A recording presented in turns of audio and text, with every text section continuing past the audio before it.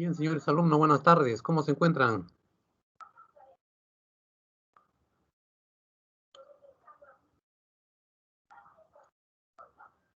Buenas tardes.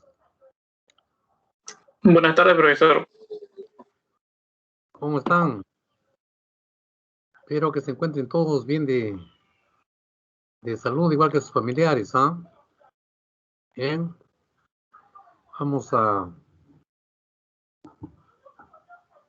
dar inicio a la clase de hoy día. Muy bien.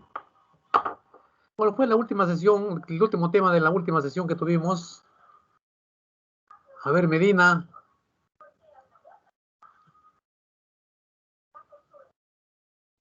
¿Cuál fue el último tema que tratamos en la última clase?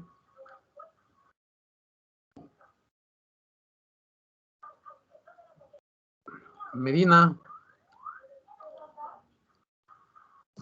Reyes. Profesor, buenas tardes. En la última clase hubo exposición. Ya, entonces la antepenúltima. Pues.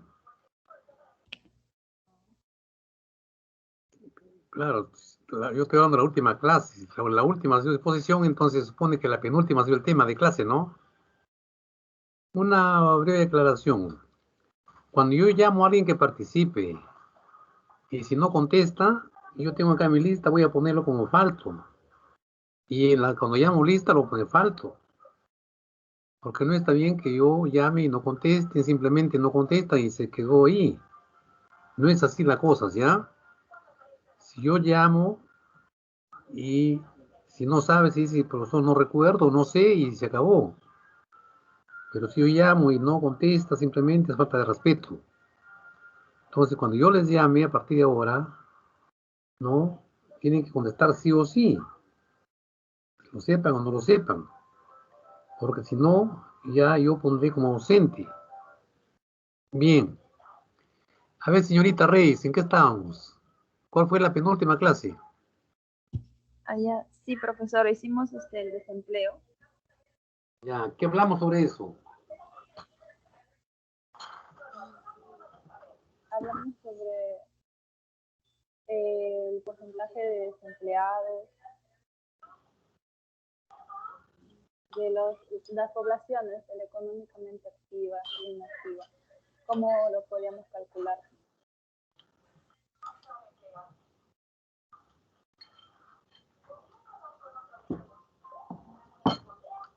¿Nada más?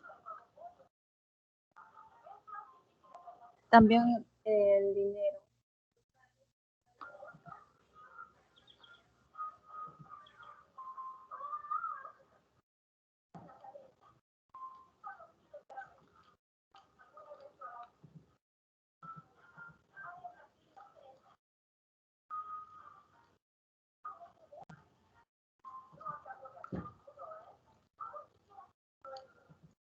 A ver, Lima, ¿qué más hablamos? ¿Qué más temas hay en el desempleo?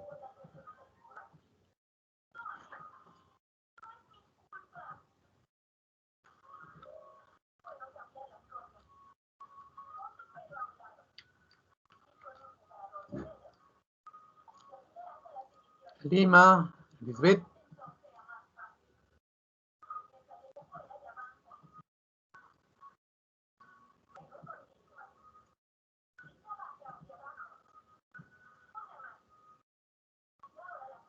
A ver, ¿quién levanta la mano ahí? Partícipe. Ya, Girón, a ver, di Girón.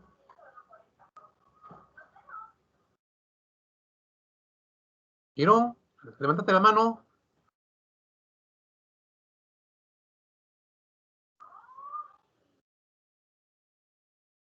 A ver, José Girón, levantate la mano.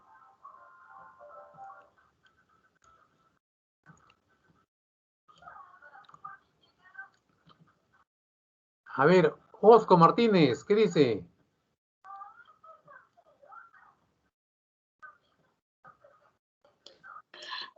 Buenas tardes, profesor. Profesor, Bueno, la clase anterior sí hemos hablado un poco de desempleo, estábamos hablando de las causas y también estaba hablando sobre la ley de Okun, que por cada 2% que desciende del PBI en relación con el PBI potencial, la tasa de desempleo aumenta un punto porcentual. O sea, cada vez que el PBI real desciende 2 puntos, eh, el desempleo aumenta un punto. También, no hemos hablado tanto de desempleo porque estuvimos hablando también temas políticos. Usted nos estaba dando algunas recomendaciones o estábamos conversando más de eso, porque tampoco no había alcanzado para las exposiciones. muy bien.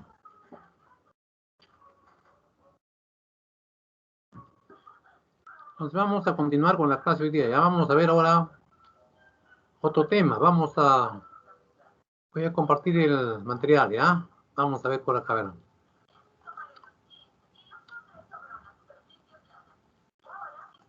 Haciendo frío, quita. Haciendo frío. No necesito calor.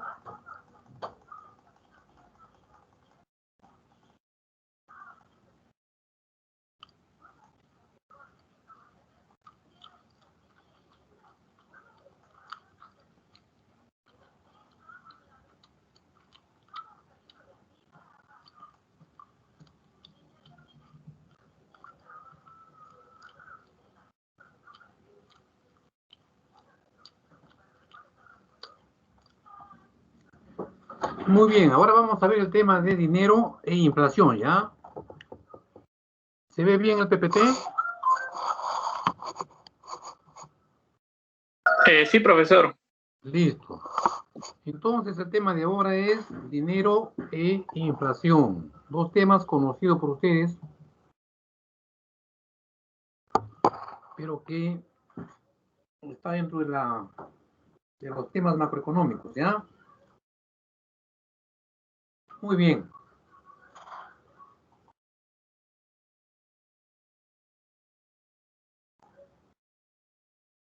La pregunta es, ¿qué cosa es el dinero?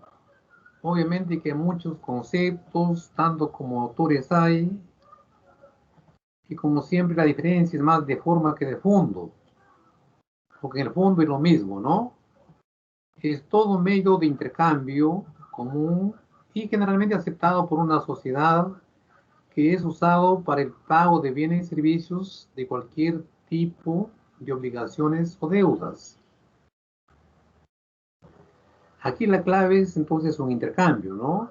Intercambio. Cuando dos personas realizan un intercambio que consiste en dar algo y recibir el equivalente, ¿no? Ese equivalente se llama dinero, ¿de acuerdo? Entonces, es, digamos, este mecanismo que nos permite realizar nuestro proceso de intercambio, ¿no? Cuando compramos bienes o servicios o cualquier cosa que sea materia de intercambio. Ese es el dinero, muy utilizado por ustedes, muy conocido por ustedes. Pero este dinero tiene un conjunto de características. Primero es de aceptación universal, es decir, todos los países utilizan el dinero.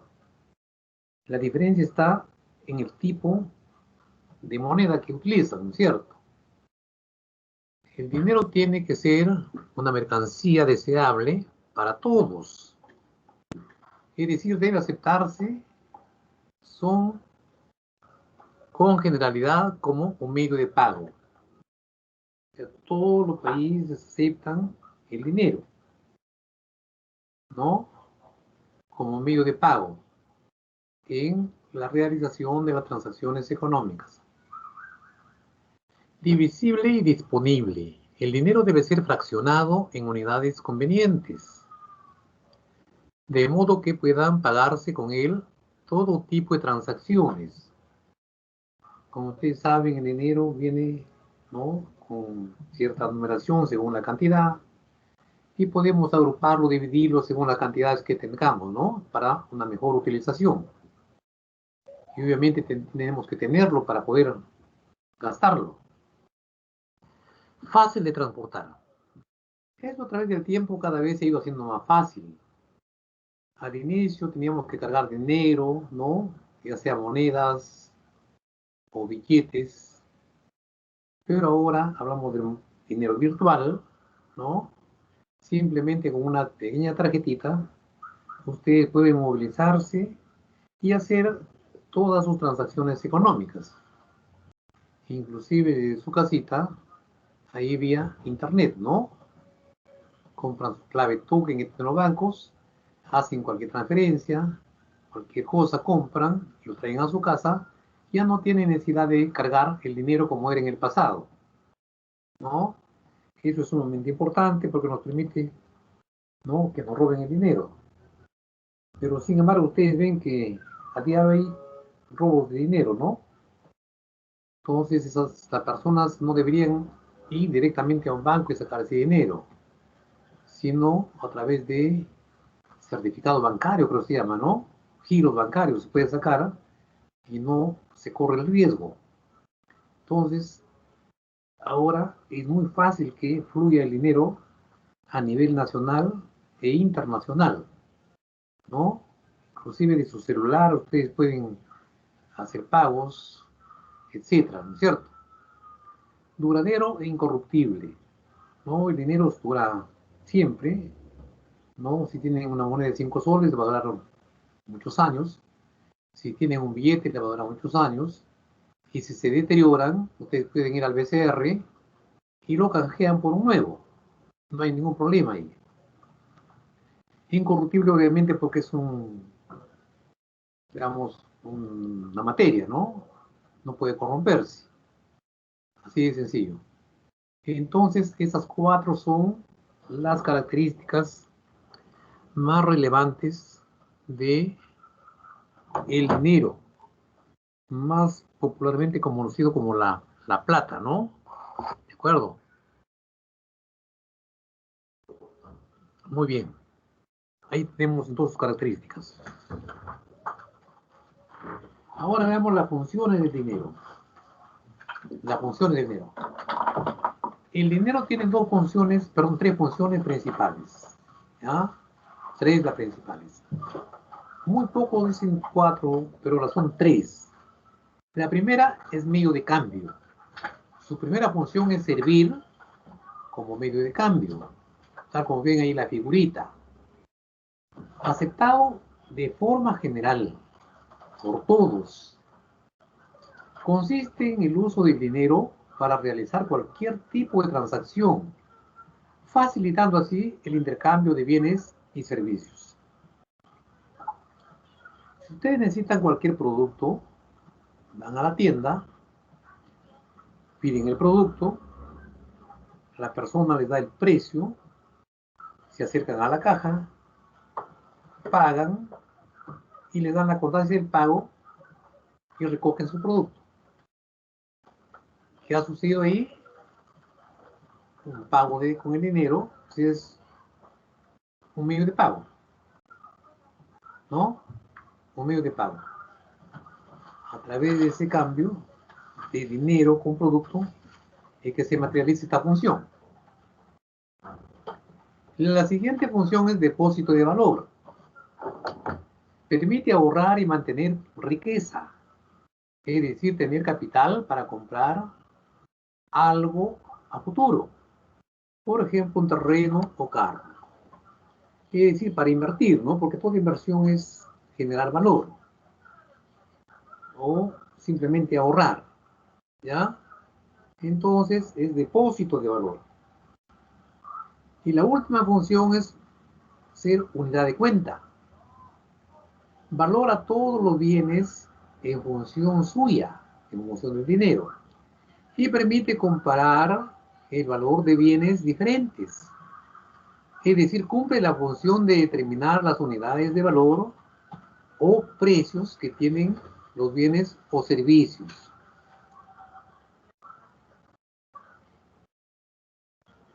Entonces, eso es, ¿ya? Eso es.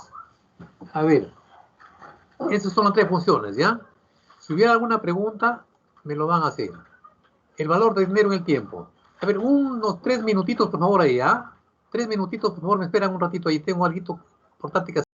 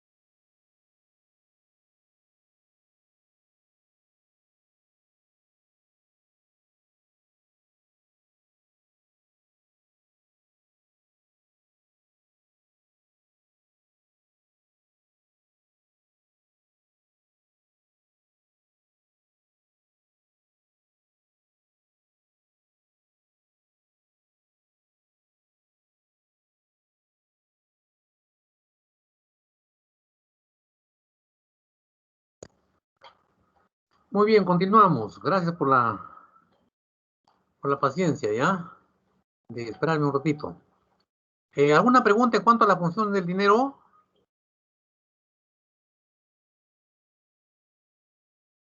¿Alguna pregunta en cuanto a las funciones del dinero?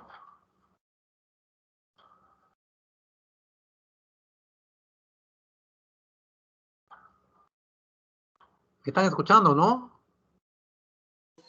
No, profesor, todo claro. Ya. Muy bien. Vamos a ver ahora el valor del dinero en el tiempo. Este concepto es sumamente relevante en la gestión empresarial y en todo tipo de negocio que hagamos o en la vida cotidiana. ¿Ya?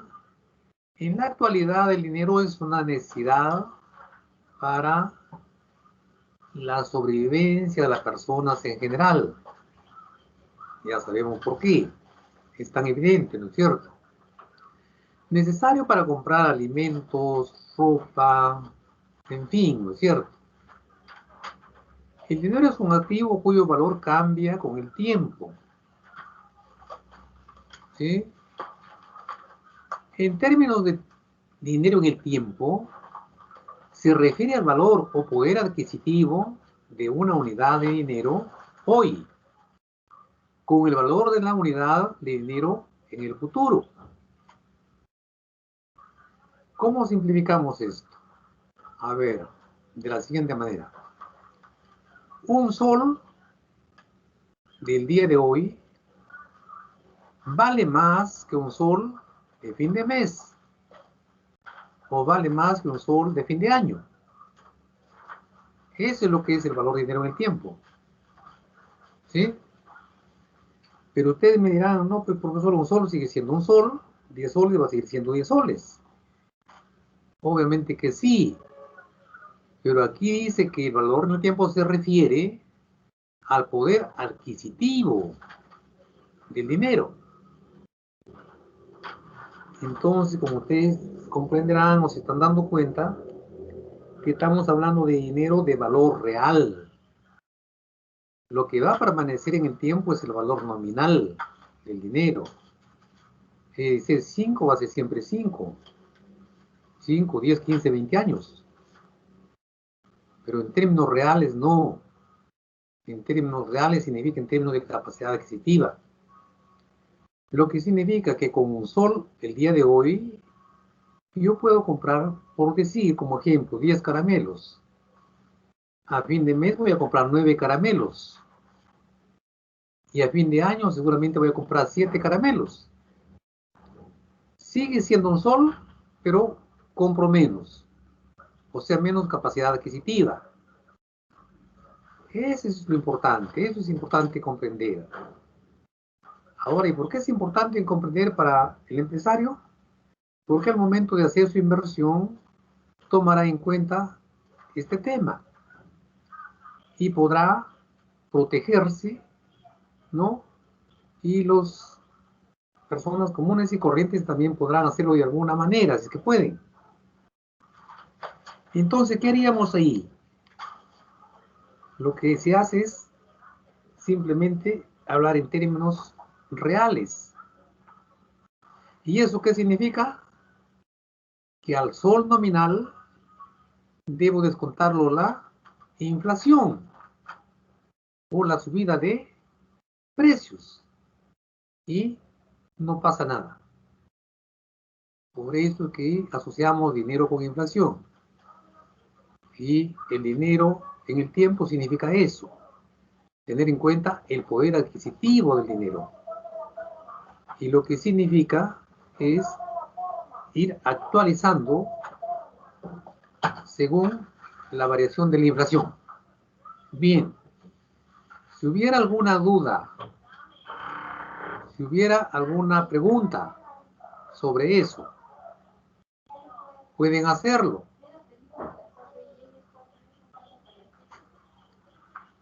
Papi, apago la terma ya. Todavía no respondo. La vendí como a las 4:10.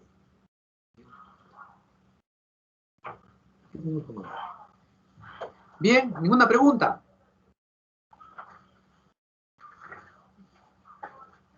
Se ve que a ustedes no les gusta preguntar, lo entienden muy bien seguro, me supongo que sí. En la próxima clase preguntaré, a ver. ¿Qué factores afectan al valor del dinero en el tiempo? La primera dijimos la inflación, ¿no? Que es un tema que vamos a tratar acá también. En términos generales, ya hemos dicho, vamos avanzando, es el incremento generalizado y sostenido de los precios de bienes y servicios, cuya consecuencia inmediata es la pérdida de poder adquisitivo de la moneda. Cuando hay inflación, la moneda pierde valor. Eso que le decía, con sol compro 10 caramelos, a fin de año compro 7. Ha perdido valor, ¿no es cierto? Ha perdido valor. Entonces yo constantemente tengo que estar actualizando mis cuentas, mi dinero, con la inflación. Hay un tema que se llama ajuste de estados financieros por inflación, que lo realizan los contadores. ¿De acuerdo? ¿Sí? Y esa información nos proporcionará para trabajar acá en la gestión empresarial. ¿Ya? Pero hay un tema importantísimo, dicen ustedes, el incremento generalizado. Cuando hay un incremento de un producto o dos productos, simplemente no es inflación. Simplemente es una pequeña subida de precios a lo que los economistas lo llaman un hipo en el mercado, nada más, ¿no? Es algo aislado. Pero cuando empieza a generalizarse y ser persistente, entonces hablamos de inflación. ¿Cuál es lo opuesto de inflación? ¿Se acuerdan? A ver.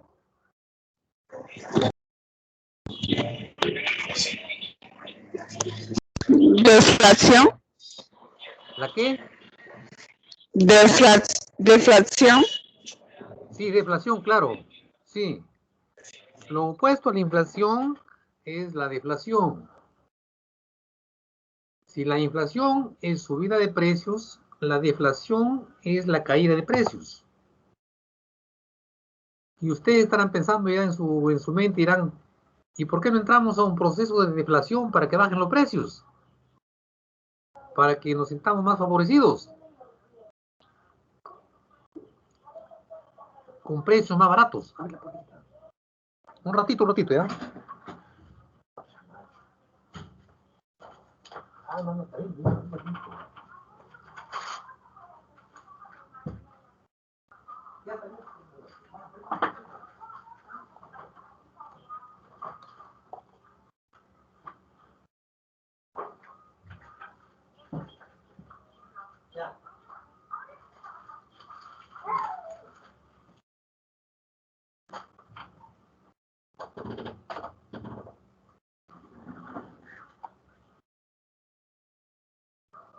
Te decía, ustedes estarán pensando, ¿y por qué mejor no hay deflación para que los precios bajen y compremos más?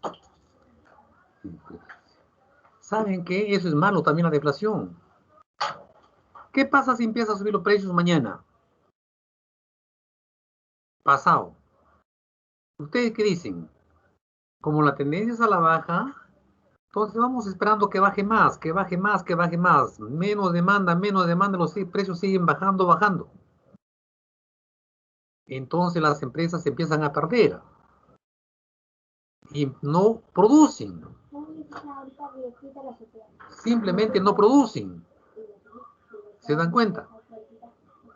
Y si no hay producción, no hay empleo, no hay ingresos, no hay impuestos y la quiebra total. Por eso es daño la deflación. Pero si yo comparo inflación con deflación, la más peligrosa es la inflación. ¿No? La inflación. Por eso los economistas siempre lo comparamos a la inflación como una subida de presión y a la deflación como una baja de presión. Ustedes saben cuál es la más peligrosa, ¿no? La subida. Igualito. Entonces lo que tenemos que hacer es ahí tender siempre al equilibrio, ¿no? ¿De acuerdo? Entonces ya sabemos que es una inflación y ya sabemos de paso que es una deflación con la participación de su compañera. Bien. ¿Qué más afecta al valor de dinero en el tiempo? La inflación es la más relevante, claro está. Y ustedes como futuros empresarios tienen que manejar estos tres conceptos que están ahí. Y no esperar que hagan empresas, sino desde ahora, ¿no? en sus cuentas personales que hacen, en su dinero cotidiano, en todas sus actividades. El riesgo. Y si quiere podemos dividirlo ahí, el riesgo y la incertidumbre. El riesgo es la posibilidad de perder. El riesgo es la posibilidad de que sucedan acontecimientos desfavorables para mi empresa. Y la incertidumbre es esa, digamos, desazón que produce la falta de información, ¿no? O sea, incierto. No sé qué va a pasar. Entonces el riesgo, no tenemos la certeza absoluta de la recuperación del dinero prestado o invertido. Claro, ¿no? Imaginen ustedes el 2019, en enero. Todas las empresas empezaron a invertir en base a su plan que hicieron el 18, ¿no? Y en marzo empieza la pandemia. ¿Quién preveyó eso? Si bien es cierto, empezó a aparecer en noviembre en China, pero no pensábamos que iba a ser de esa magnitud, ¿no es cierto? Pero sin embargo, los empresarios tenían presente el riesgo, pero no de la magnitud que hemos tenido, ¿no es cierto? Y ven ahí la situación empresarial como está ahora. Entonces el riesgo es inherente a la inversión. Cuanto mayor es la inversión, mayor es el riesgo. Pero también cuando mayor el riesgo, mayor posibilidades de ganar, ¿no? O simplemente de perderlo todo. Es el riesgo que no corremos. Y además es el costo de oportunidad. Ese concepto que estamos manejando desde microeconomía. El costo de oportunidad es el valor de la mejor opción descartada. O de la mejor alternativa no elegida que dijimos, ¿se acuerdan? Uso de alternativas en el dinero. A ver, ya hemos dicho para que quede bien claro este concepto. Bien, yo tengo, digamos, un montón de posibilidades de inversión. Invertir en acciones, en bonos, en inmuebles, en fin, ¿no es cierto? Finalmente yo me quedo con dos alternativas. Obviamente las dos mejores. Y solamente tengo que elegir entre A y B. Las dos mejorcitas, A y B. ¿No? Y B es la mejor alternativa. La segunda, no.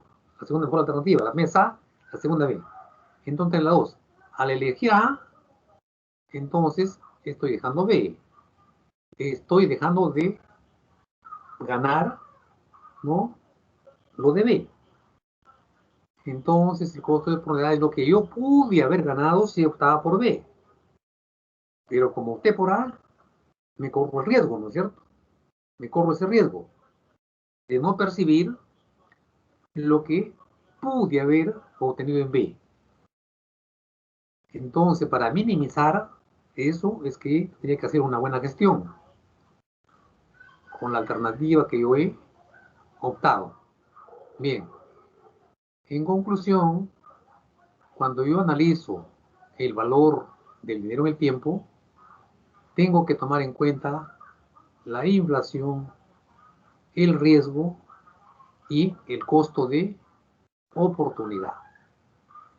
Como siempre, si hubiera preguntas, pueden hacerlo. ¿Por qué es importante el dinero? Dirán ustedes, muy sencillo, claro. Recuerden ustedes que siempre cuando hemos hablado de economía, hemos partido de dos grandes premisas. Primero, que los recursos son escasos. Y segundo, que las necesidades son ilimitadas.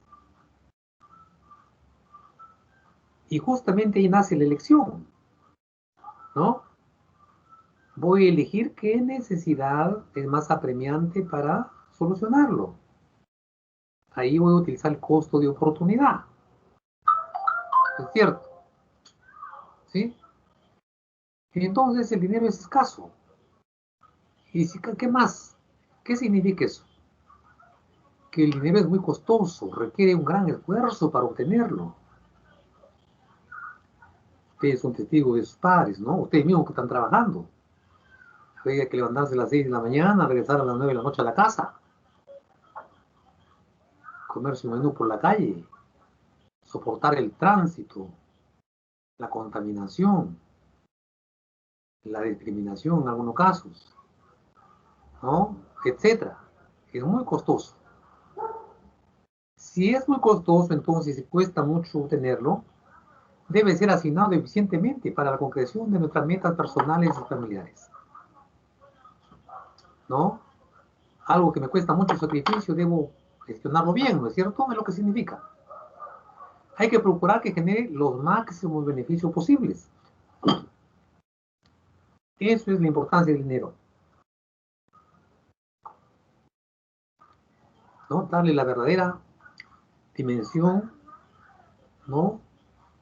Implica conseguirlo, en consecuencia manejarlo bien.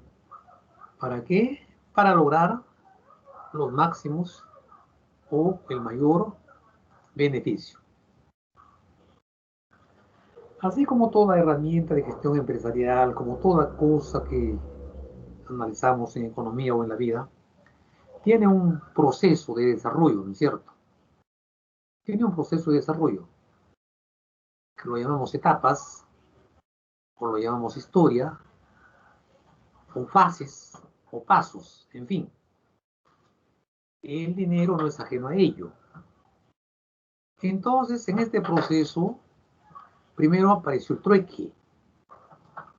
No creo que sea ajeno a usted esta palabrita, el trueque. Y pasamos al dinero mercancía, luego al dinero metálico, luego al dinero papel, finalmente al dinero fiduciario. Y ahí estamos. Ahora muchos hablan del dinero plástico, ¿no? El dinero plástico. Pero aquí fiduciario es aquel que está amparado por la ley. Comentemos brevemente cada uno de ellos, ¿ya? El trueque es un intercambio directo de bienes sin existencia de dinero. O sea, es un canje de un bien por otro.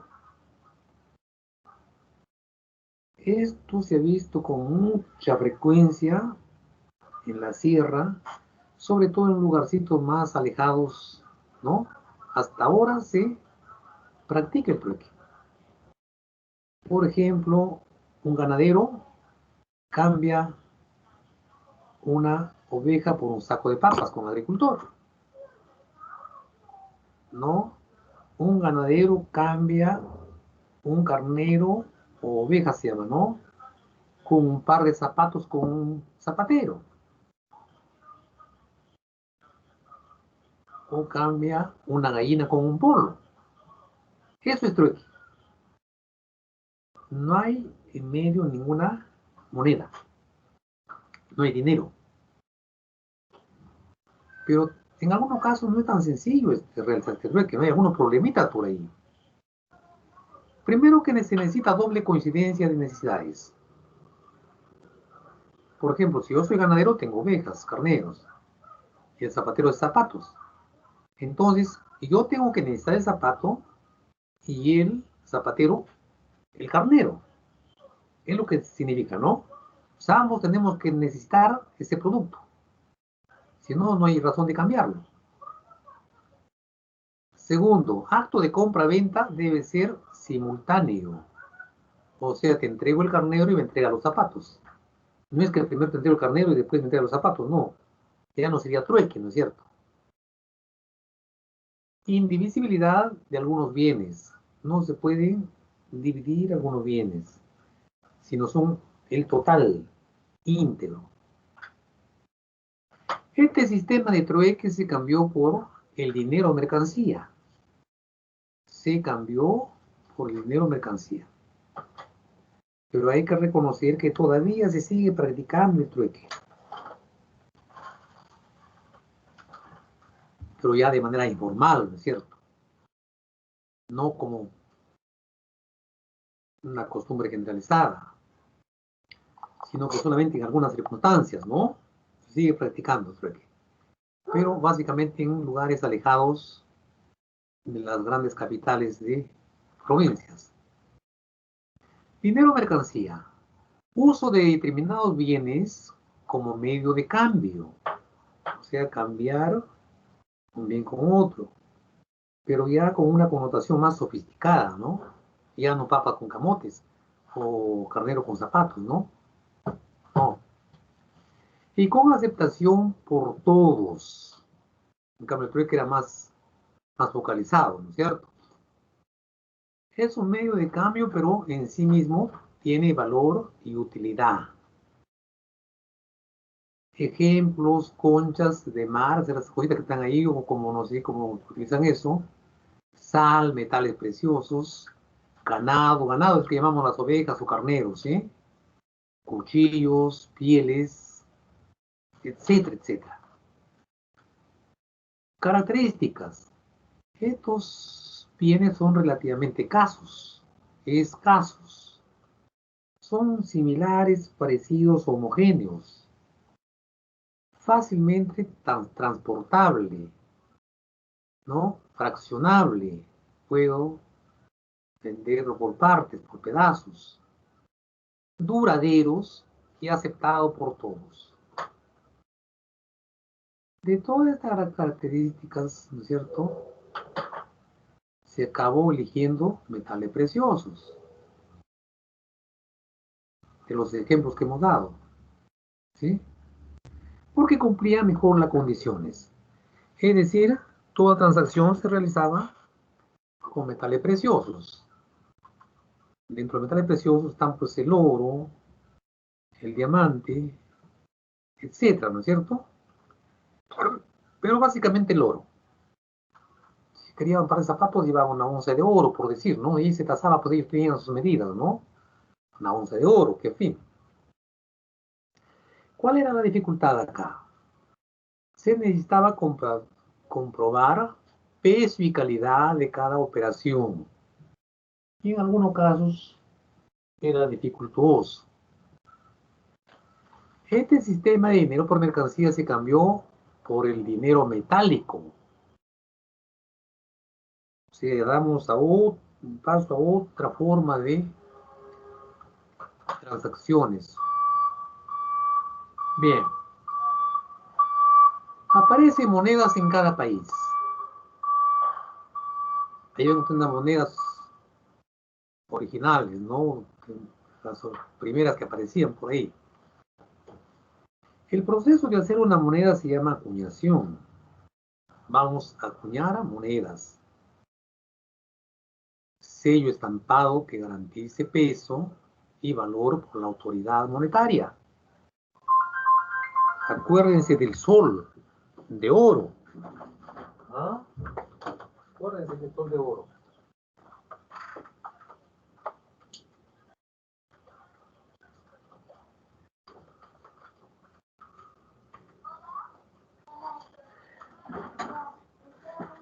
El sol de oro tenía una llamita. Yo no sé si ustedes realmente han llegado a conocer el sol de oro.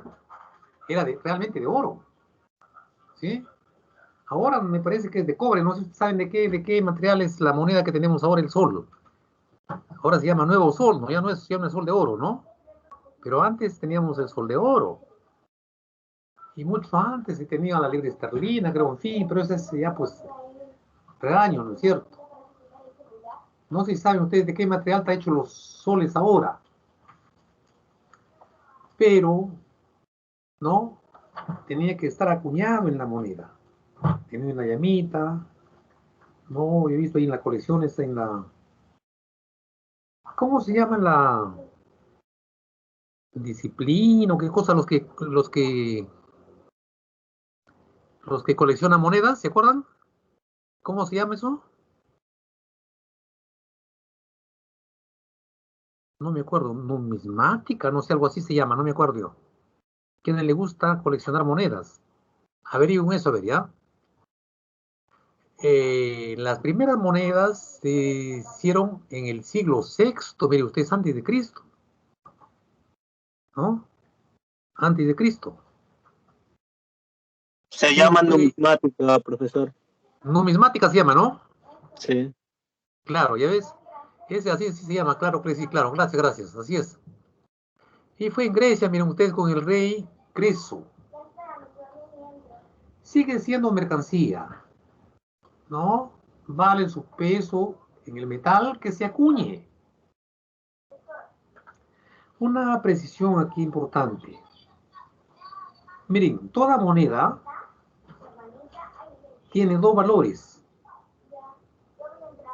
El valor extrínseco y el valor intrínseco. Extrínseco fuera, intrínseco dentro. El extrínseco está dado por el valor legal que lo asigna la autoridad monetaria. Por ejemplo, 5 soles o 10 soles. Y el valor intrínseco está dado por el valor de los materiales que está hecho la moneda. Si hablamos de billetes, sería el valor del papel, de la tinta, etc. ¿Ya?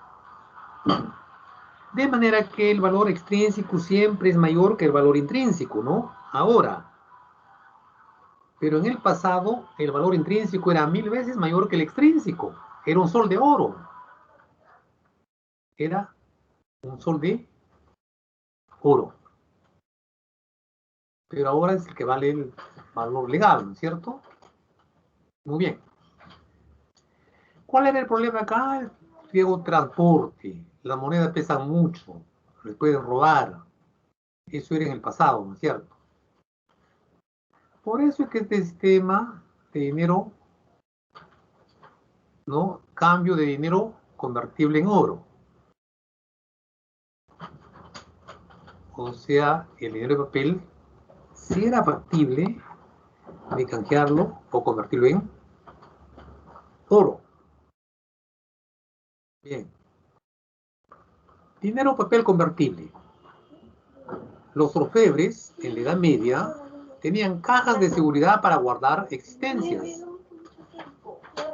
Igual a las bóvedas que tienen los bancos ahora. Las ofrecen para depositar monedas, a cambio emiten un certificado recibo por el que se comprometen a devolver el depósito. Por tanto, fueron los precursores, los orfebres, cambistas, banqueros, certificados, billetes. Debido a su comodidad, se fueron dejando de reclamar los depósitos y se extendió a uso de certificados que ahora llamamos certificados bancarios.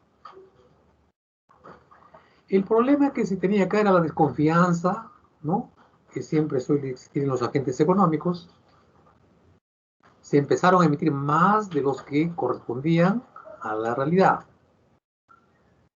Finalmente, el dinero papel convertible la palabrita, se cambió por dinero fiduciario.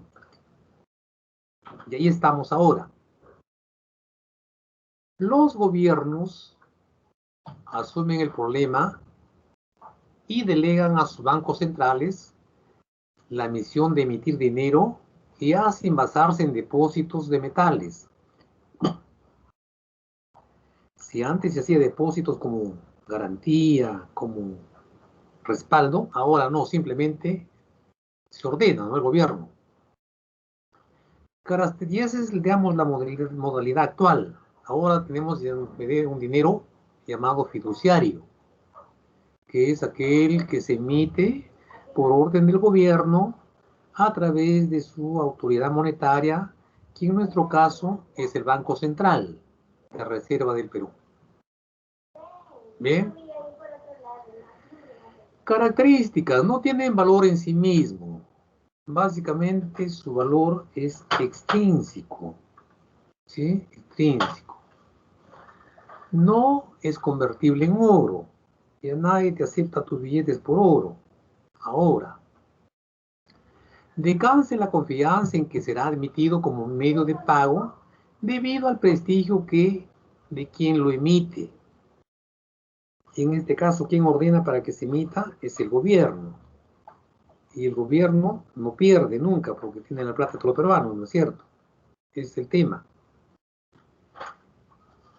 Pero si tienes una moneda en circulación y no hay alternativa, pues tienes que utilizar esa moneda. Por eso es que una función principal de los bancos centrales es mantener la estabilidad de la moneda.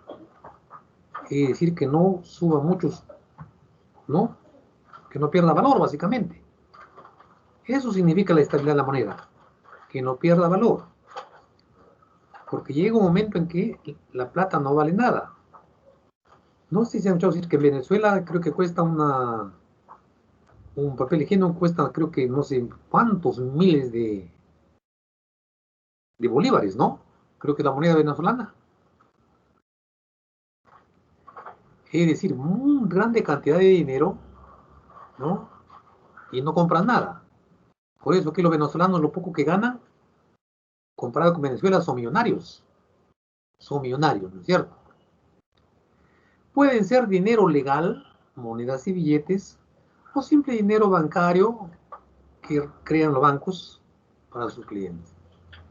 Lo que prima es el dinero legal, es decir, que el gobierno a través del BCR fijan el valor de las monedas, ¿no? Por eso emiten 1 sol, 5 soles, 20 soles, hay uno de 200 soles, en fin.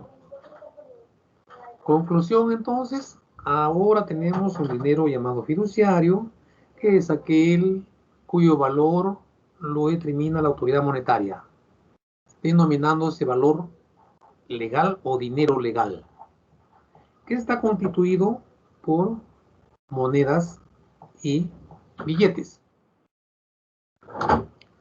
Ahora bien, si el dinero es considerado un bien o una mercancía, tiene que ser vendido o comprado.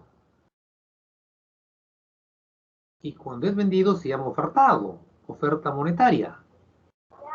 Y cuando utilizado es compramos, es demanda monetaria.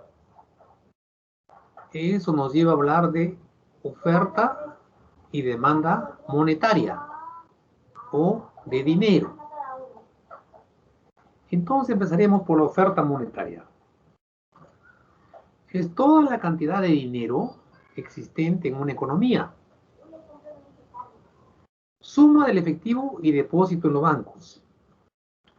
Dicho de otra manera, todo el dinero que se puede ofertar está en dos grandes rubros o dos modalidades.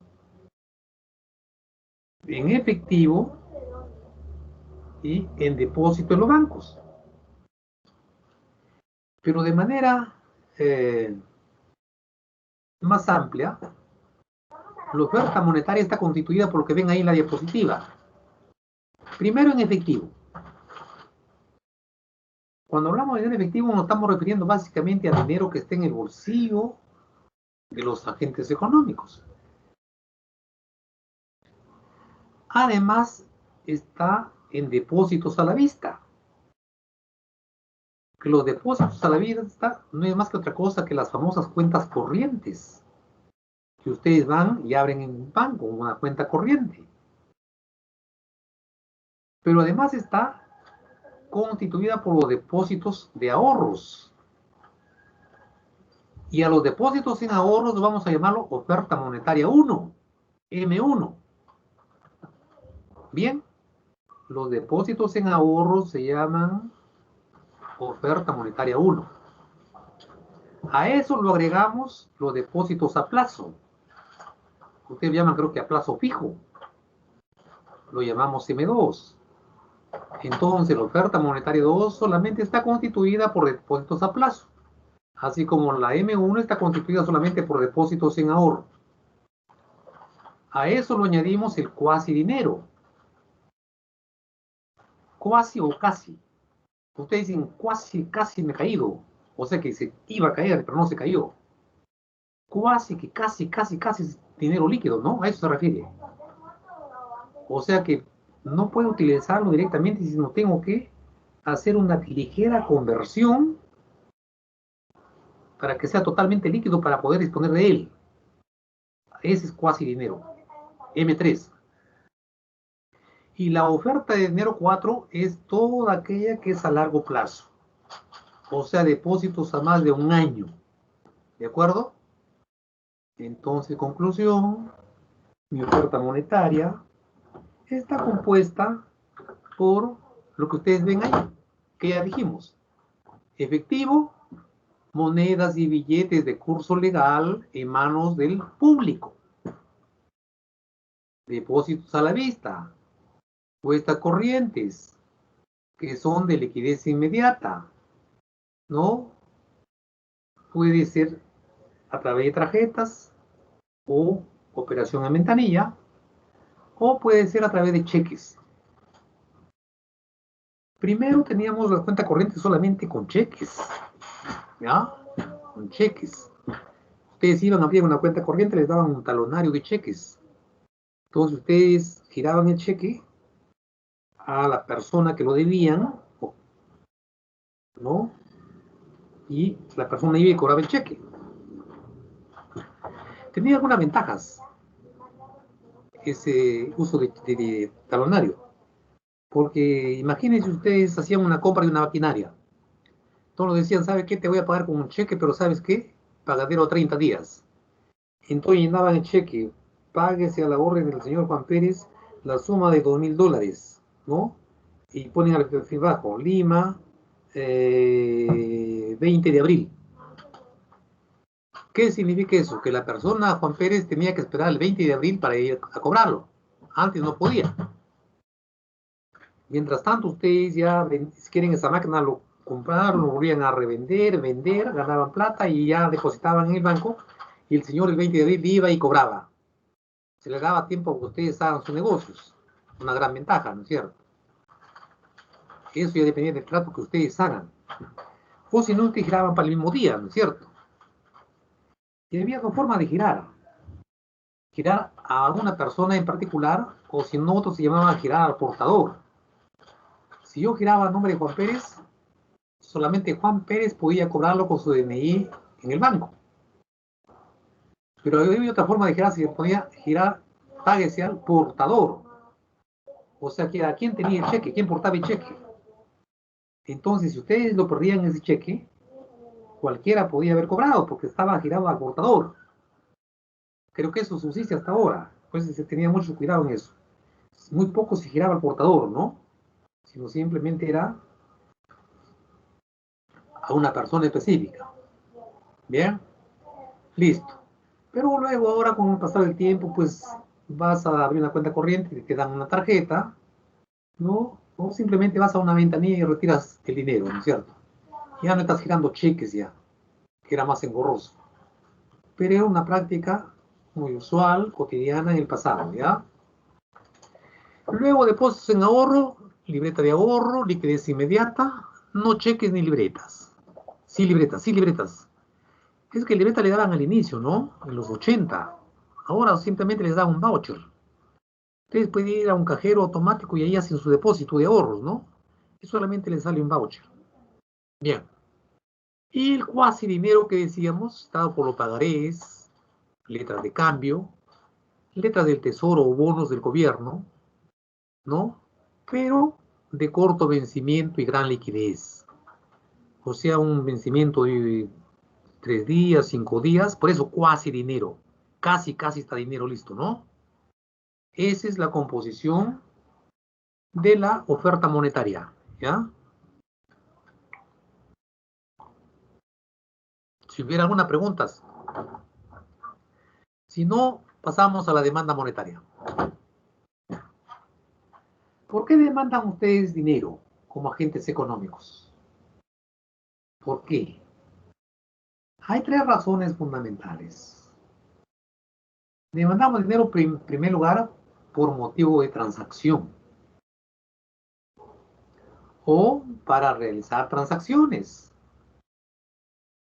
Por ejemplo, pago de bienes y servicios, pago de salarios. Por eso demandamos plata. En segundo lugar, también se demanda por precaución. Claro está que no todos tienen esa capacidad de ser precavidos, ¿no? Pero hay mucha gente que va al banco y demanda platita y lo tiene ahí guardadito para cualquier eventualidad. Precaución, por precaución. Y luego por especulación. Les voy a poner un ejemplo muy sencillo. Imagínense ustedes que en estos momentos empiecen a subir los precios del arroz, pero de manera ya sostenida. Y ustedes ven que las expectativas es a la alza, seguir subiendo. Entonces ustedes van, sacan plata y empiezan y compran cantidad de arroz, acaparan. Y van vendiendo como va subiendo los precios. Es especulación, están especulando, ¿no es cierto? Es especulación. ¿Bien? Y hay mucha gente que se hace o se ha hecho dinero especulando. Pero para que yo haga esta actividad de especulación, se requiere algunas condiciones. Que haya escasez de productos. ¿No es cierto? Que haya escasez de productos. ¿Cierto? ¿Y cuándo hay escasez de productos? Pues cuando las economías son cerradas. Economía cerrada significa en una economía donde no hay importación fundamentalmente. Tipo de Venezuela. ¿No es cierto? Donde aparecen los mercados negros, los mercados paralelos, ¿no? Y el precio ahí es mucho mayor que un precio de equilibrio. Pero ¿cuál es su origen de estos famosos mercados paralelos, mercados negros? Es el control de precios o la fijación de precios. ¿Pero quién lo hace eso? Por ideología lo hacen los gobiernos comunistas, los izquierdistas, que lo llamamos nosotros, ¿no? Socialistas. Ellos. Porque ideológicamente creen solamente en el Estado. Que el Estado debe controlar los precios, que el Estado debe ser empresario, que el Estado debe confiscar las propiedades de los que tienen, que el Estado. Tal como estamos escuchando últimamente las propuestas, ¿no? Eso que genera escasez. Si ustedes son productores, por decir, están produciendo ahora zapatos, ¿ya? Y el gobierno dice, a partir de mañana que yo gano las elecciones, todos los zapateros van a vender zapatos de mujeres a $50. Pero usted está vendiendo 70. Entonces, ¿qué dicen ustedes? Con 50 pierdo, ¿no es cierto? Entonces, mejor voy a vender por lo bajo. Se llama el mercado negro. Pero no voy a venderlo a 70, voy a venderlo a 100. Como está prohibido, 100. Miren ustedes, si el precio de equilibrio era 70, ahora vendo a 100. ¿Quién se perjudicó? El consumidor. Fue el consumidor. ¿Quién me llevó ahí? El control de precios. Pero además que hay control de precios, no hay importaciones. Porque ya les dije, porque estos señores dicen que la prioridad número 1 debe ser la producción nacional. Y yo cuando lo escucho digo, está bien, no tiene razón, me parece la producción nacional. Vamos a incentivar nuestra producción nacional. Pero vamos a la práctica. Si yo prohíbo las importaciones, como yo siempre les pongo el de Gamarra, entonces los de Gamarra, como no tienen competencia, van a subir sus precios el doble. No van a hacer calidad, no van a tratar bien al cliente, y como ustedes no tienen alternativa, ya se fundieron. ¿Quiénes se perjudicaron? Ustedes. Esa es la razón de ser. Entonces la especulación aparece ahí, y finalmente nosotros, como consumidores, somos los más perjudicados. Ejemplo, la Venezuela actual. No olviden de eso. Busquen más información sobre Venezuela. Pese a que todo lo controla el gobierno, ¿no? Sus cifras de inflación son muy elevadas, más de 2.000, 3.000%. Y esas son las bambeadas, porque el gobierno maneja su banco central, ¿no? Imagínense las reales cómo serán. Muy bien. Entonces, la única manera de eliminar la especulación es pues abriendo la economía a la competencia externa, ¿no? Y obviamente también industrializando la economía de manera interna. O sea, propiciando la competencia. Y con la competencia elimino los monopolios, los oligopolios. No hay otra forma de hacerlo. Al menos yo no sé. Tampoco encontrar los textos, ¿no? La única manera es propiciando la competencia. ¿De qué depende la demanda monetaria? Pues depende del nivel general de precios, ¿no? En nuestro caso, de los precios macroeconómicos. Depende del nivel de renta, del ingreso de ustedes. Renta es su ingreso, ¿no? Es decir, ustedes no van a pedir más plata de lo que no van a poder pagar, ¿no? Es obvio. Depende del tipo tasa de interés. Recuerden que la tasa de interés es el costo del dinero, o el precio del dinero. ¿Sí? Y finalmente que hablamos del riesgo y las expectativas. Usted dice, voy a invertir en tal rubro, pero luego analizan que hay mucho riesgo. Si hay mucho riesgo, demandan poco, no demandan dinero para no invertir. Y las expectativas. ¿Se acuerdan que decíamos que las expectativas es una variable sumamente relevante en economía y que hay que tomarlo en cuenta y manejarlo muy bien? Las expectativas tienen que ver lo que iba a suceder en el futuro, ¿no? Con la economía o con unas variables macroeconómicas. ¿Qué va a suceder en el futuro con los agentes económicos? Si las expectativas son negativas, ustedes no van a invertir, en consecuencia no van a demandar dinero. Si las expectativas son positivas, todo lo contrario. Demandamos más dinero, invertimos y seguimos generando más producción, y obviamente eso redundará en más empleo, más ingresos, más PBI y mejor bienestar para la población. No olviden ustedes en macroeconomía que el indicador más relevante es el PBI, ¿no? O sea, más crecimiento, más PBI. Y no hay que olvidar los motores del crecimiento, ¿no? Que es inversión privada, consumo privado, gasto público y exportaciones netas. Y recuerden que con todos esos motores yo hago crecer la economía, pero obviamente con unos más que otros. Y depende también de la calidad de producción. En un debate que he habido, yo escuchaba a un candidato decir que va a imitar al modelo boliviano. Seguro que ustedes ya se imaginan quién es. Entonces es verdad que el modelo boliviano ha estado rindiendo un crecimiento relativamente importante. Hablamos hasta antes que salga Evo Morales, ¿no? Era 3.5-4% de crecimiento. Para su población era un crecimiento importante, ¿ya? Importante. Pero yo lo miro de acá de Perú y digo, está bien, este pata está creciendo bien. Pero entonces yo me pregunto, ¿en base a qué está creciendo? ¿Cuáles son los motores de ese crecimiento? Y yo analizando ese crecimiento, encuentro que su primer motor es el gasto público. Pero para que gaste esa cantidad que genere ese crecimiento, había originado un 6.5% de déficit fiscal. 6.5% del PBI de déficit fiscal.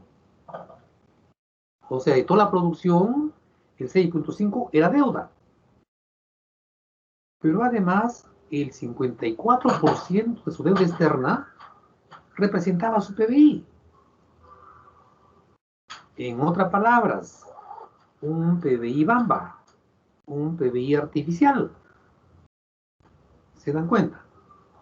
Es lo mismo que su papá, mañana se hiciera un préstamo, se compra una 4x4 Para usted le compra una moto, para su hermana lo compra, ¿no?, otra moto. ¿Qué cosa vemos nosotros o qué veríamos sus vecinos? Mi vecino está prosperando, está muy bien. Pero en el fondo, ustedes saben que todo es préstamo, que realmente no es de ustedes, que tienen que pagar el préstamo. Ese es lo mismo que sucede cuando uno crece en base a gasto público. Porque ese gasto público ha generado una brecha fiscal. Hay que cerrar esa brecha fiscal. Entonces, cuando Evo se va, entra una nueva administración y su tarea número uno era primero cerrar esa brecha fiscal. Pero como ustedes saben, eso no es cosa fácil. Es como una empresa quebrada. No se hace en un año, 2 años.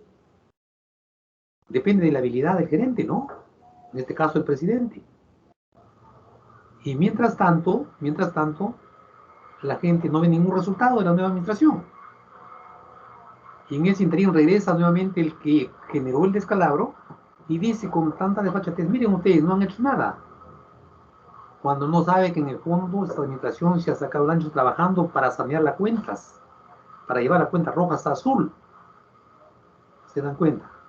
Y todo así es un círculo vicioso que viene uno, se gasta, acaba, quiebra la economía, el otro está saneando, vuelta viene el otro y lo quiebra.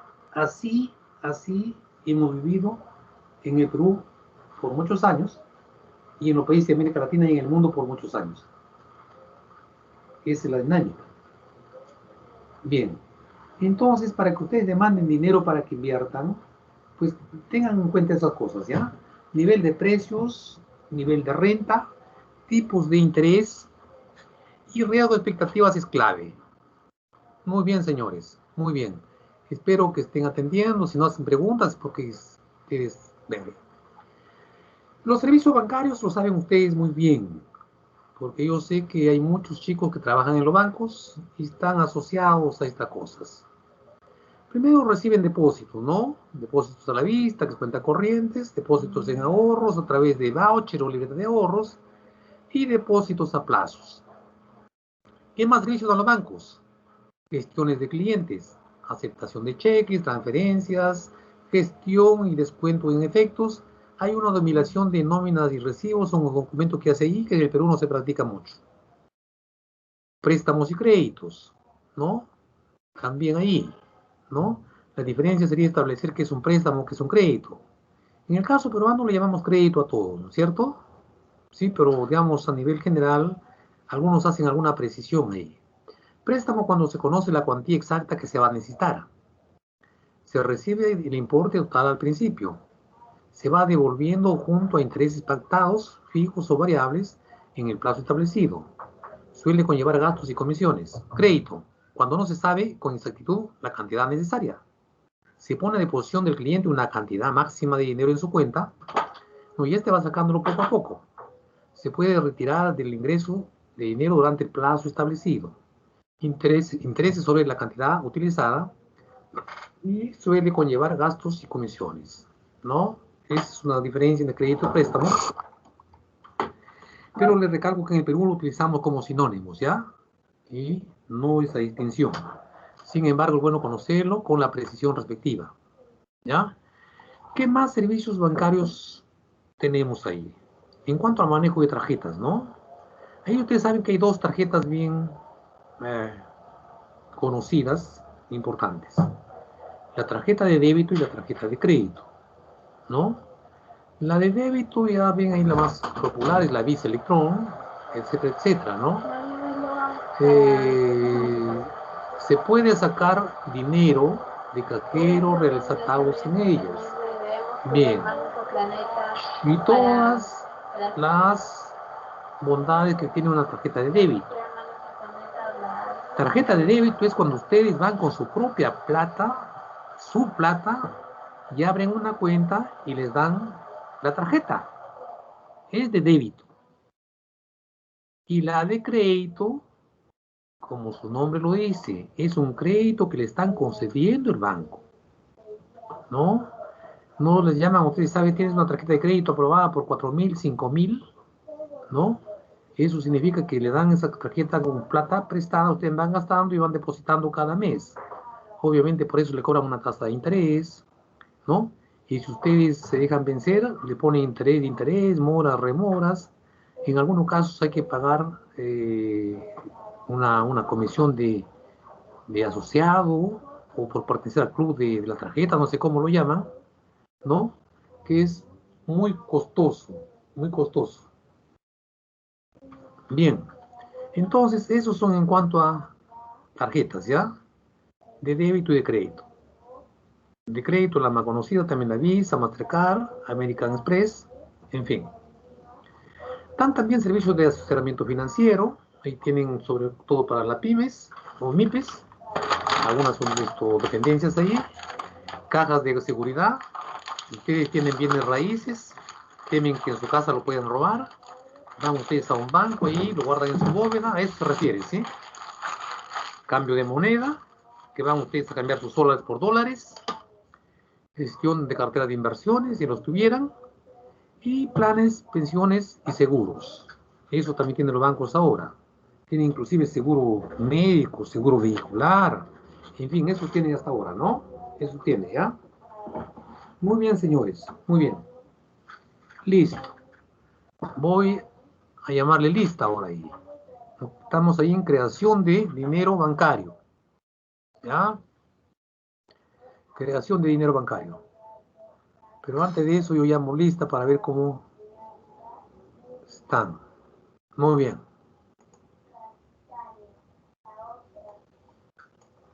Abad. Presente, profesor. Bien. Albina Gorda. Presente, profesor. Albino. Presente, profesor. Argüelles. Argüelles. Presente. Atauqui. Presente, profesor. Vadillo. Presente, profesor. Benavides. Presente, profesor. Calla. Presente, profesor. De la Cruz. Presente, profesor. Girón. Presente, profesor. Huacho. Presente, profesor. Huamán. Presente, profesor. Lima. Presente, profesor. Lloclia. Presente, profesor. Buenas tardes. Buenas tardes, con todo, buenas tardes. Márquez. Presente, profesor. Buenas, Medina. Presente, profesor. Navarro. Está levantando la mano, profesor. Ya. Ortega. Presente, profesor. Osco. Presente, profesor. Tomatay. Presente, profesor. Portal.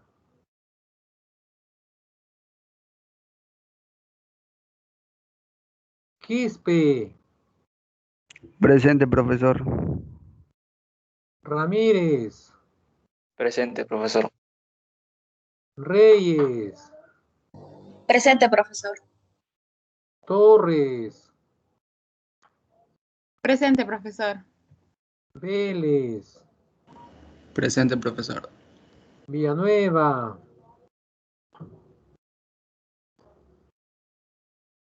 Zorrilla.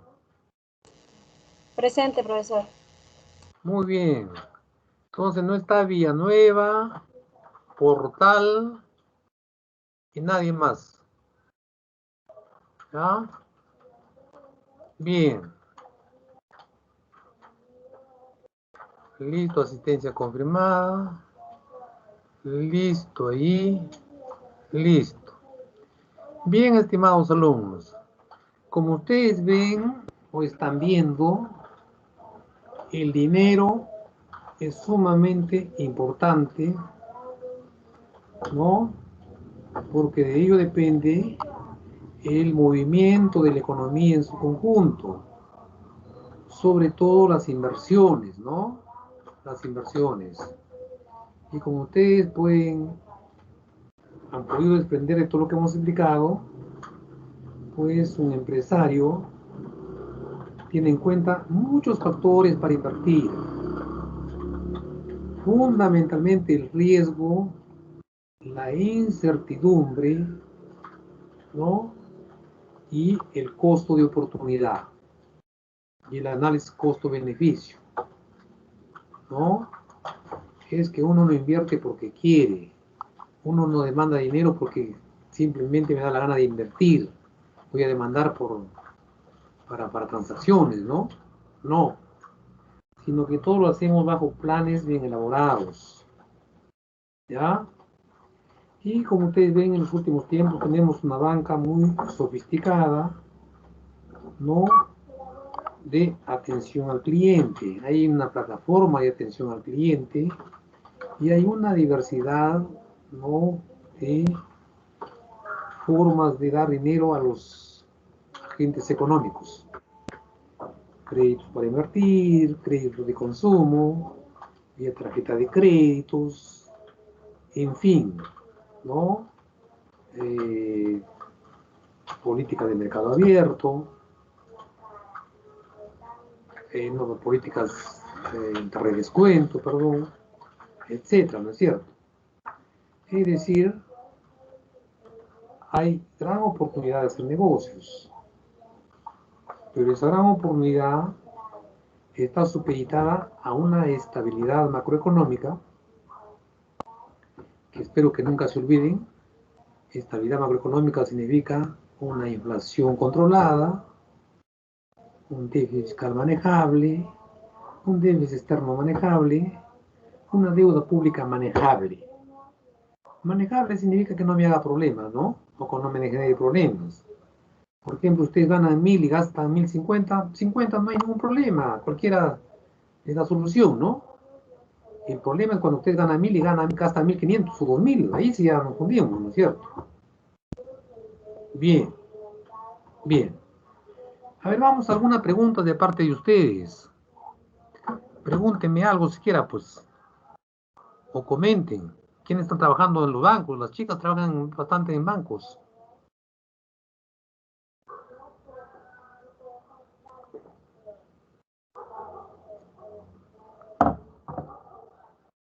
Pregunten, por favor. O comenten.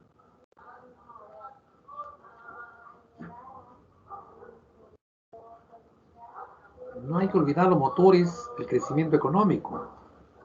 ¿Ya? Y sobre todo, cómo movemos esos motores. De la inversión privada, el consumo privado, el gasto público, las exportaciones netas. Por si acaso, el gasto público es un gran componente para crecer, ¿ah? Pero yo les dije que el gasto público tenía dos grandes rubros, ¿no es cierto? El gasto corriente y el gasto de inversión. Entonces, si ustedes priorizan el gasto de inversión, no hay ningún problema. La economía crece y crece mucho y crece sanamente. Cuando hablamos de gasto de inversión, hablamos que el gobierno empiece a hacer carreteras. ¿Cuál es el beneficio? Que la gente llega más rápido a su destino. Ahorra, ¿no es cierto? Obviamente el pasaje baja porque gasta menos gasolina. Segundo, que los productores pueden sacar sus productos más rápido al mercado, baja costos. Miren, eso se traduce, ¿no? ¿Qué más hacer? Por ejemplo, reservorios, acequias, ¿no? Para que los agricultores rieguen sus sembríos. ¿Qué vamos a tener ahí? Mayor producción, más chamba, más ventas, ¿no es cierto? Por ejemplo, ponerle luz eléctrica a un pueblito y agua potable, eso lo cambia la vida. Si ponen luz eléctrica, empiezan los negocios de cabina de internet, ¿no? Empiezan otros negocios ahí, ¿no? Maquinaria moderna con electricidad. Es decir, más producción, más productivos. costas médicas. La gente va a estar sana, ¿no? Se va a curar preventivamente en el caso, va a gastar menos en medicinas, lo va a invertir, en fin, ¿no es cierto? Así hay muchas economías que se han desarrollado con inversión pública. La inversión, digamos, perdón, el gasto corriente, sí, también dinamiza la economía, pero no, pues, digamos, la proporción que queramos. Claro, porque si yo le subo el sueldo a un profesor, supuestamente va a gastar más, ¿no es cierto? Y si gasta más, está demandando más, y demanda más, va a haber una producción. Pero ese no es sostenido, pues, en el tiempo, ¿sí? Por eso siempre decimos que sí es bueno el gasto público, pero el gasto de inversión. El problema está que ahí no se da importancia. Tienen ustedes que saber cuál es la estructura del presupuesto público, ¿no? Y la estructura del gasto público, del presupuesto público está por un lado el gasto corriente, el gasto de inversión y servicio de la deuda en cuanto a gastos, ¿sí? El gasto corriente es pago de planillas fundamentalmente, de trabajadores activos y jubilados. Eso me lleva más o menos, no tengo exacto ya, pero más o menos el 63 a 65% del presupuesto público se va ahí. Luego el servicio de la deuda se ve el 25%. El servicio de la deuda implica amortización del principal más pago de intereses. Estamos. Y lo que sobra es gastos de inversión. Si redondeamos a 65, 70, 80, casi 90. Por eso que el gasto de inversión no varía o no pasa más de 13%. Y aparte de ese 13%, no lo invierten ni siquiera ese 13%, por falta de capacidad de gestión. Lo ideal, ¿saben cuál sería? Es que se invirtieran los papeles, ¿no? Se invirtieran los papeles. Que el gasto público, ya pues digamos, no, pero que sea parche, ¿no? 50-50. Por decir, ¿no? O 40-40, 80 y 20 de a la deuda. Entonces ahí sí sería bastante beneficioso. Pero no es así. Entonces ahí hay mucho que hacer. En el caso peruano hay plata y había mucha plata, ¿no? El problema que ahí tenemos que mejorar es la calidad del gasto público. No se sabe gastar, ¿no? Ustedes saben, si se han visto ahí los presupuestos públicos de cada sector, no gastan ni siquiera el 70% cada año, ¿no? Todo retorna al tesoro público. Entonces el problema acá radica en la capacidad de gestión, fundamentalmente. El problema no es constitución, el problema no es, digamos, inclusive falta de recursos, ¿no? El problema es capacidad de gestión pública. Eso se llama así, ¿no es cierto? Muy bien. Entonces, como ustedes ven, estamos conociendo un conjunto de herramientas a través de los comentarios y de exposición que ustedes pueden utilizarlo para hacer su análisis de la macroeconomía. ¿Ya? Espero que ya estén avanzando el trabajo, buenos trabajos de fin de ciclo, ¿no? Y sobre todo que entiendan qué significa cada variable macroeconómica, el factor macroeconómico, ¿no? Y cómo se mueve ese indicador hacia arriba y cómo desciende también, ¿no es cierto? Por ejemplo, el PBI, ¿no es cierto? ¿No? Siempre, bueno, importante partir pues de un gran diagnóstico. Y lo que estamos haciendo ahí, estamos analizando eso, ¿no? Para que a partir de eso lo proyectemos hacia el futuro. Bien, señores alumnos. Entonces, nos vamos a quedar ahí por ahora. Continuaremos el viernes, Dios mediante, ¿ya? Ahí nos estamos quedando en la creación de valor. Recuerden que voy a empezar a preguntar sobre la última clase a 2 o 3 alumnos. Eso significa que tienen que estar al día. ¿Ya? Y, Profesor, sí, dime. hay un alumno que respondió la asistencia por el chat, creo que tiene problemas de conexión o algo así. ¿Quién es? Villanueva. A ver, y abrirlas un huevo, a ver. Ya, Villanueva, ¿si está Villanueva? Está por el chat, no tiene micro.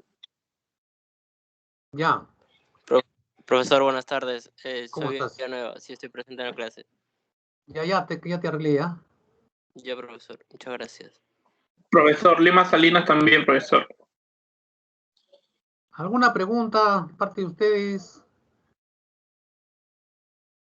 Pero Lima está Lima. Lima tiene que contestar personalmente, pues en todo caso mandar un chat. Ya voy a revisar los chats a ver. Lima sí está presente y lo he puesto presente. ¿Ya? Ya. ¿No hay alguna pregunta, algún comentario de parte de ustedes? Sí, profesor, una pregunta. Quería saber cómo se puede ampliar la base tributaria. Esta fue una pregunta en el debate que le hicieron los postulantes a la presidencia. Claro.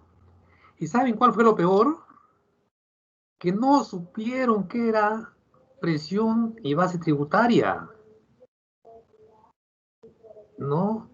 Y sobre todo lo de izquierda. La famosa señora esa, ¿no? Miren, una cosa es lo siguiente. De hecho que el gobierno, el Estado, ¿no? Tiene un conjunto de obligaciones que cumplir. Y requiere ingresos, ¿no? Y los ingresos van a provenir de los impuestos.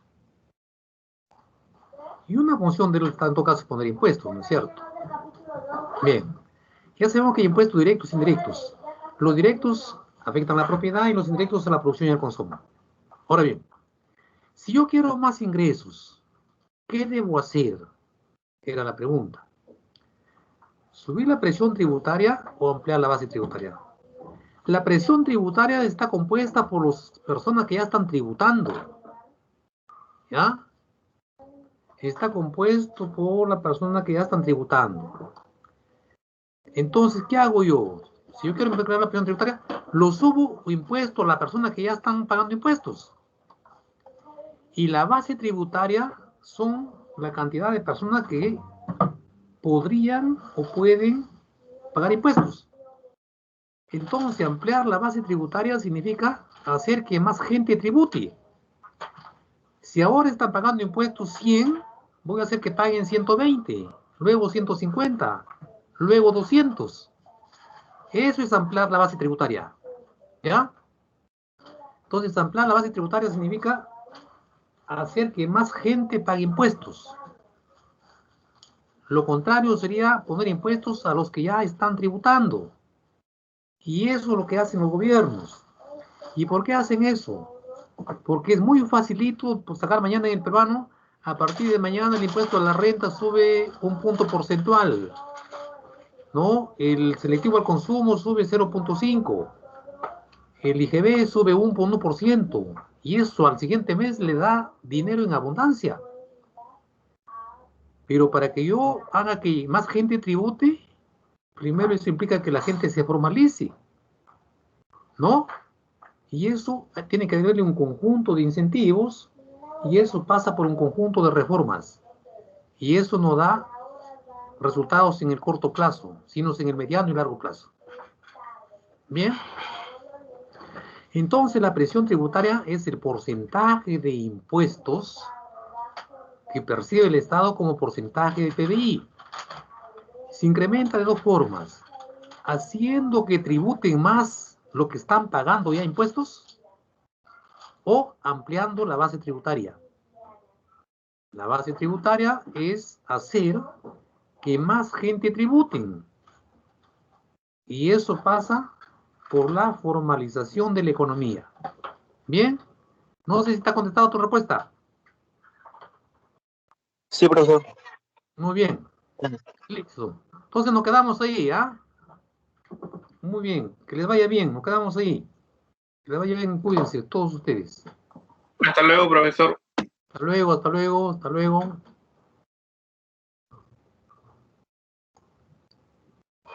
Saliendo rapidito. Todos a ver. Todos saliendo, todos saliendo.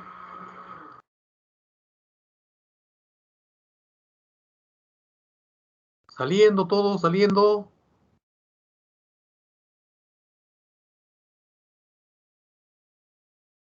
Saliendo. A la cuenta de 3, todos afuera.